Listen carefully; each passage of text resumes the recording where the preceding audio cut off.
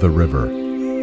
It shapes and defines a landscape. It gives life to vegetation, then to the wild, the beavers, the deer, the bison. Followed shortly there by the Kanza, Missouri, Osage, and Oto Indians, who cared for the land, but never owned it. Few white men came, and all of them left.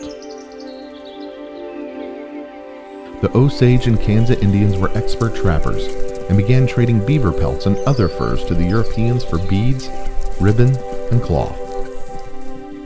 The prosperity of trading boomed in the late 18th century.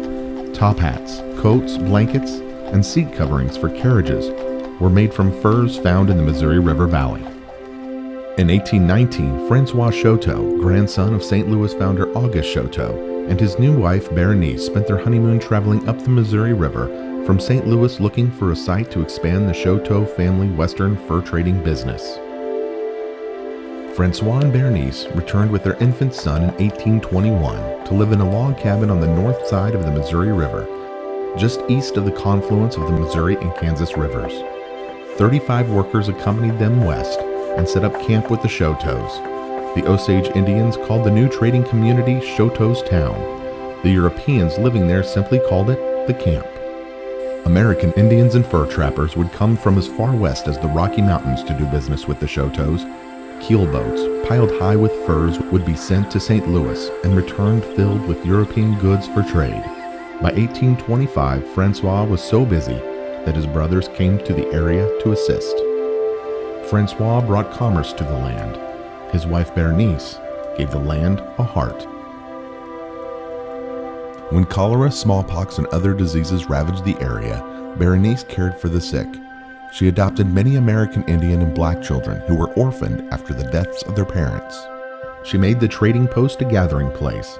She would play music and entertain others during the winter months when travel became too dangerous.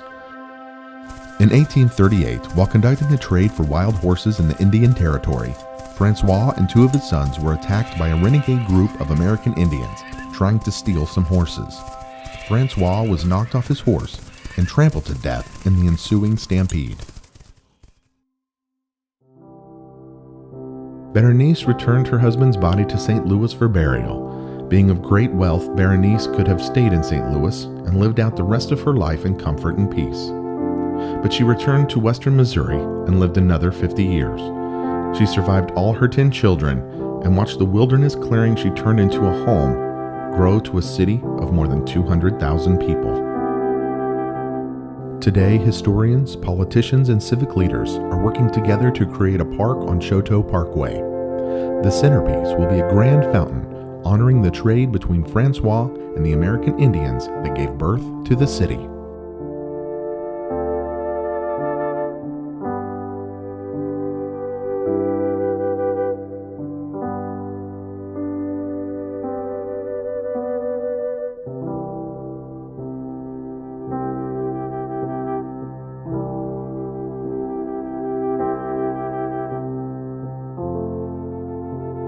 The Founders continues next Monday on Flatland, KCPT's digital magazine.